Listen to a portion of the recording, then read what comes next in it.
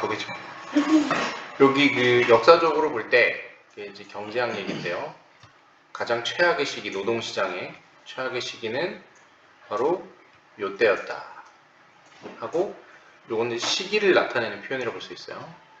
분류화되었던 둘 다에 의해서, 즉 노동자들의 대체 기술력의 발전과 그 다음에 슬로우한 생산성의 성장에 의해 분류됐던 시기였대요. 그죠? 만약에 AI 기술이 뭐로 판명되면 it turn out to be 해서 뭐로 판명되다 이런 뜻인데요. 아주 뭐한 만큼, 우리가 생각하는 만큼 brilliant, 명석한 걸로 판명이 된다면 우리는 should be 좀 더 긍정적인, 낙천적인, 자 이때 반대말은 optimistic의 반대말 optimus 생각나는데요. pessimistic입니다. pessimistic, 이게 이제 비관적인, 염세적인. 그래서 좀 더 낙천적일 수밖에 없다. 뭐에 대한 장기적으로 볼 때. 롱란, 따롱 씨랑 페스코랑 뭐 어떻게 읽어야 돼? 이 사람들이 뭘 지적했냐면 이런 똑똑한 기술은 훨씬 더 선호가 되고 있다. 어디에도? 노동시장에도. 되죠?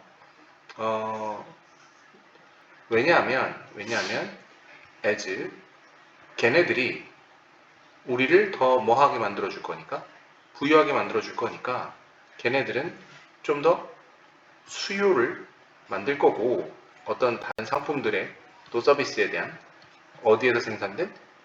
인간들에 의해서 생산된. 제가 오늘 아까도 얘기했는데 AI 그 설명회 때 잠깐 갔다 왔거든요. 여기 학원에. 네, 이거 재밌더라고요. 요 단어를 오늘 처음 심도 있게 봤어. PM.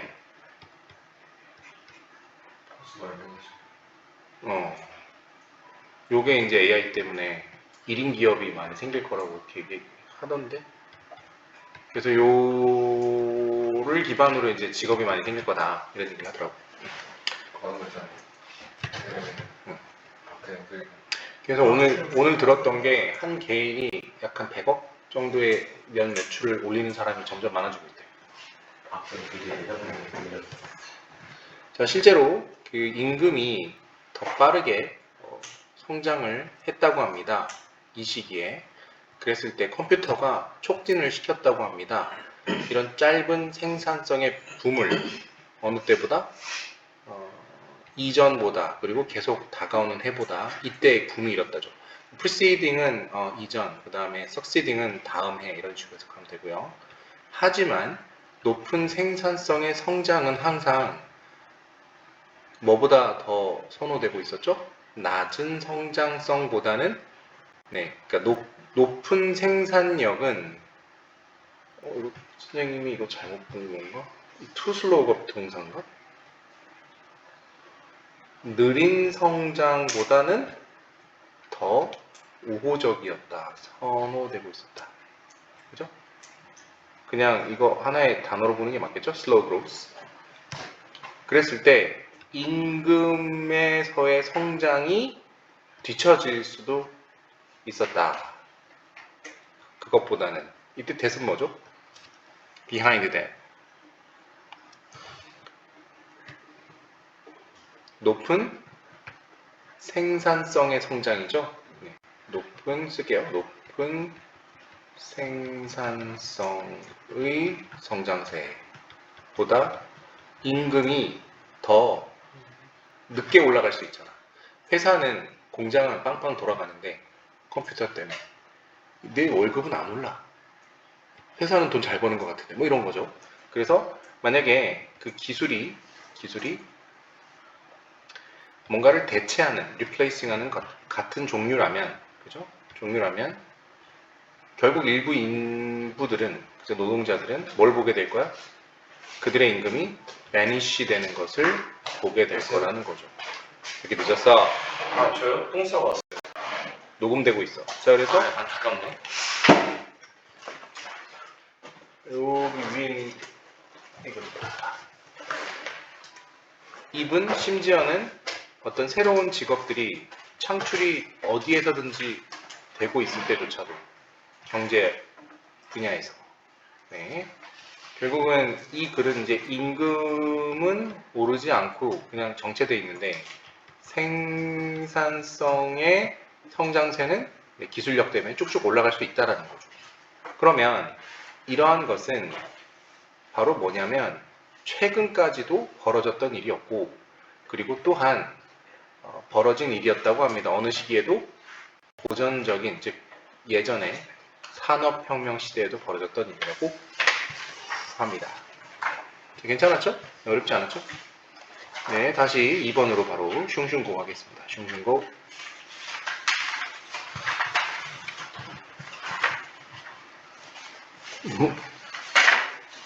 네. 그걸로 보시면 마음대로 하세요. 필기 자료도 있고요. 깨끗한 저 주한이가 보고 있네요. 저게 제일 좋아요. 기본적인 이유, 바로 이 기회비용, 늘어나는 기회비용에 대한 기본적인 이유를 봅시다. 바로 뭐냐면 대디야. 어떤 자원과 기술이 손쉽게 채택될 수, 적응될 수, 그죠? 어댑트니까 적응하다죠. 적응이 될 수 없을 때이다. 어디로부터?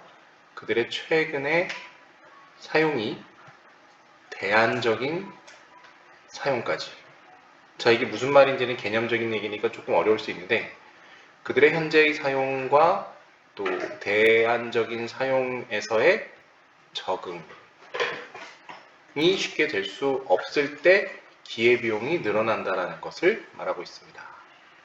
자, 이 개념 잘 이해하셔야 되는 경제 개념이에요. 그리고 더 플러스 비교급 주어동사 썼죠. 수거니까 영작으로도 나올 확률이 높은 부분이죠. 그러면은 당신이 점점점 하나의 제품을 많이 생산하게 되면 아마 당신은 인풋들을 사용을 할 강요를 받게 됩니다. 점점 더. 그래서 그 인풋들은 바로 상대적으로 좀 더 적당하죠. 다른 상품을 생산해내는데 에는. 자, 여기도 좀 개념적인 글인 것 같습니다. 자, 그래서 여기 두 문장을요. 아마 시험 문제는 세 번째 문장 예문에서 잘 풀어내는 걸 시험으로 아마 내실 것 같아요. 그분은 자 보겠습니다. 예를 들어서 낮은 수준의 음식에 여기서는 음식보다는 먹거리 또는 뭐라 해야 되지 농산물 뭐 이런 식으로 해석을 하면 더 좋을 것 같아요. 농부 얘기가 나오니까 농산물의 출량, 산출량 낮은 수준의 산출량일 때는 추가적인 상승, 음식 산출의 추가적인 상승이 쉽게 얻어진대요. 뭐를 해서? 상대적으로 낮은 기술에 갑자기 목수가 나와요. 집을 짓는 사람이에요. 상대적으로 낮은 기술에 있는 목수들을 바꿈으로써 어디로부터 어디까지? 집 짓는 사람으로부터 음식을 또는 농사를 짓는 사람으로 바꿀 때는 쉽게 얻어질 수 있다고 합니다.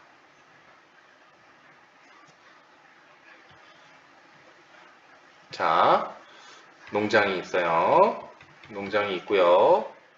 지금 보시면은 낮은 수준의 음식 아웃풋에서는요. 농장에서 그렇게 많은 작물을 재배할 필요가 없는 상황이에요. 그럴 때는 상대적으로 일을 잘 못하는 이 목수들을 불러다가 집 짓지 말아야 너 집도 잘 못 짓는데 그냥 우리 음식이나 생산하자야 이러면서 꼬셔갖고 데리고 올 수 있다는 얘기죠. 쉽게. 그러나 4번 To get even more food output 이번에 음식을 훨씬 더 많이 생산해야 될 상황에 놓였어요. 그럴 때 덜 적합한 사람이거나 덜 적당한, 여기서 적당한은 suited랑 appropriate 같은 말이죠. less가 있죠. less 동그라미 치시고 less 이게 중요한 단어죠.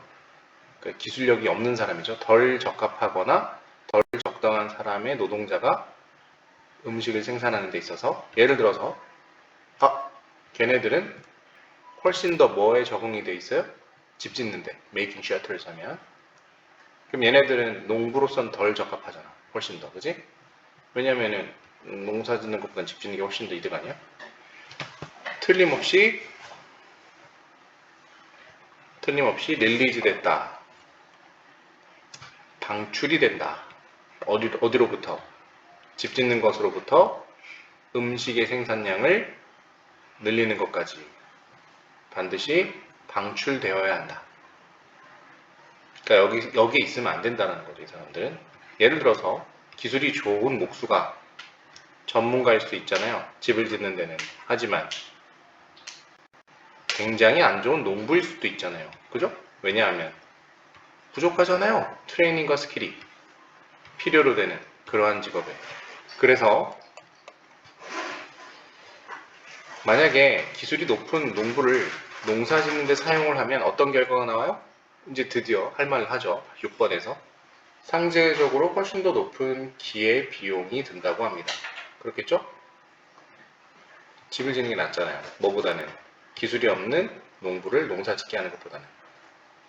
그죠? 7번. 그래서 이런 추가적인 유닛, 농산물에 대한 추가적인 유닛의 생산량은 점점점 비싸지게 되는 거다. 뭐를 함에 따라? 점진적으로 progressively, 제일 마지막 문장이에요. 낮은 기술에 있는 농부가, 즉 더 낮은 기술이니까 그 사람은 이제 집을 잘 짓는 사람이죠. 사람이 뭐로 전환될 때? 농사일로 전환될 때 훨씬 더 기회비용이, 즉 비용이 높아지게 되는 거다. 여기서 추가 설명을 하면은 아까 조금 낮은 기술이 있는 사람, 그거죠? 목수이죠, 목수. 걔랑 집을 잘 짓는 목수 있죠. 집을 잘 짓는 목수, 얘는 집을 잘 못 짓는 목수.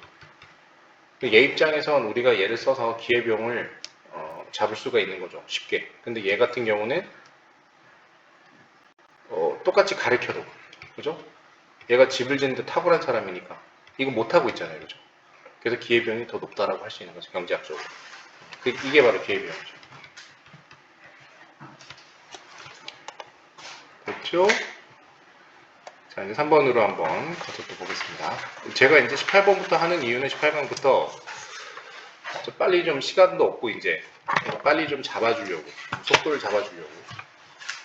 오늘 가실 때 제가 거꾸로 17강을 또 드릴 거예요. 주죠. 3번 보겠습니다. 또 농업사예요. 이거 좀 쉬워요. 농업사회가 점점점 생산성이 있게 되고 또 점점 더 많은 에너지를 확보할 때, captured, 그들의 환경에서 그럴 때 그 에너지가 굉장히 희소하게 된 것으로 나타나게 되었습니다. 그리고 사람들은 더 열심히 일을 해서 그들의 기본적인 필요를 충족시켜야만 했습니다. 이것은 왜냐하면 up until 언제까지? 산업혁명 시대까지는 어떠한 이익, 게임, 생산성에서의 어떠한 이익, 즉 농업을 짓는 사람들이 만들어낸 생산성에서의 어떠한 이익, 좀 더 열심히 일한 결과로, 그리고 새로운 기술을 채택한 결과로, 또는 기술과 또는 작물들 혹은 새로운 땅을 얻은 결과로 쭉 계속 이어지고 있죠. 자, 보세요. 이게 주어고요. 문법적으로 any gains. 이게 동사입니다. 되게 굉장히 멀리 떨어져 있죠. 이럴 때는 문법 시험 문제 나오면 하죠. 그러니까 이만큼이 다 수식어고요. 네. 항상 소진되었다. soon consumed by. 인구들에 의해서. 어떤 인구예요? 좀 더 빠르게 늘어났던 인구들에 의해서 숫자적으로. 그러면서 유지가 될 수 없었다. 이때 관계대명사 마지막도 한 번 더 썼는데요. 네, 이것도 인구를 수식하는 선행사역 있죠. 선행사, 이게 선행사역. 그래서 대수 2개 쓸 수 있어요. 네, 이럴 때는. 자, 첫 번째 관계대명사절이요. 자동사로 짧을 땐 가능해요. 자, 그러면 이거 무슨 얘기예요? 방금 얘기한 건? 이 사람들이 어떤 여러 가지 노력이나 행운에 의해서 또는 기술 습득에 의해서 어떤 걸 잘 만들어서 이익을 취했어. 즉 농사를 많이 잘 졌어. 근데 인간들이 더 많아. 점점점 더 많아져. 그러니까 그런들 먹을 게 없다는 거죠. 희소성이 생기는 거죠. 결과적으로는 이 농업사회가 지속적으로 팽창을 하게 됐지만 3번 문장 prosperity가 번영이죠. 번영은 보통 굉장히 짧은 순간, 모멘터리했다. 그리고 이 희소성이라는 게 진화를 거듭했다. 어디로부터? 어떤 때때로의 어케이셔널한 불편함으로부터. 즉 수렵 채집꾼, 포레이저들이 견뎌냈던 불편함, 매 순간마다 every once, in a while, 잠시 동안 too near, perennial problem. perennial이란 단어는 지속적인이란 단어예요. 그 지속적인 문제에 거의 리얼이니까 거의 지속적인 문제에 잠시 동안 한 번 정도 매번 수렵 채집꾼들이 겪어야 했었던 때때로의 불편함으로부터 이 희소성이라는 게 진화해왔다. 자, 무슨 얘기냐? 우리 수렵 채집꾼 생각하면은 이 친구들은 언제 주로 잘 먹어요? 계절로 보면은 봄부터 가을이겠죠? 그러면은 겨울에는 굶죠? 그럼 겨울에 어떻게 살아가요? 봄, 가을에 비축한 양을 가지고 희소성 있게 살아가죠? 이때부터 나온 거라고, 희소성이라는 게. 근데 이 시기가 지나고 농업혁명이 일어났죠? 그죠? 까지 얘기한 겁니다. 됐죠? 그래서 이 번영이라는 것은 봄, 가을 정도에만 가능했고 라는 얘기예요. 자, 4번. 여러 면, 리스펙트 면이에요. 여러 면으로 볼 때 수백 세대, 농부들의 수백 세대 살아왔던 뭐 이전에? 화석 연료 혁명 이전에 살아왔던, 즉 이때는 산업혁명이 일어났잖아요. 그 전 사람들이에요. 는 보상해 주었다. 이게 해석이 가장 어려웠다고 고3들이 입을 모았는데요. 이 부분 중요해요. 보상해 주었다. 그러니까 우리 조상들이 우리의 늘어난 수명에 보상을 해주었다. 도와주었다는 얘기예요. 쉽게 말하면. 이분들 때문에 우리 수명이 늘어났다는 거예요. 그리고 확장시켜 주었다. 이번엔 좀 안 좋은 얘기인데요. 허리선, 즉 살을 찌워줬다는 얘기죠. Expanded waistline, now by enduring lives. 삶을 견딤으로써 이들이. 근데 주로 짧고 우울했고, 그러니까 수명이 짧았다는 얘기죠. 짧고 또 침울했고 또 어려웠었던 시기죠. 그때는 뭐보다? 우리의 것들보다. 그리고 거의 확실히 더 어려웠겠죠. 터프했겠죠. 뭐보다? 그들의 수렵 채집을 했던 조상들의 것보다. 그러니까 사실은 그런 학설 많이 들어봤죠. 수렵 채집했을 때 당시가 더 잘 먹고 잘 살았다고. 그죠? 대규모 농업 사회로 가면서 기근 같은 게 자주 일어났죠. 즉 전멸까지 했었죠. 멸종. 어느 한 종족 같은 경우는 그런 얘기를 하는 거죠. 전체적으로. 자, last sentence 4번.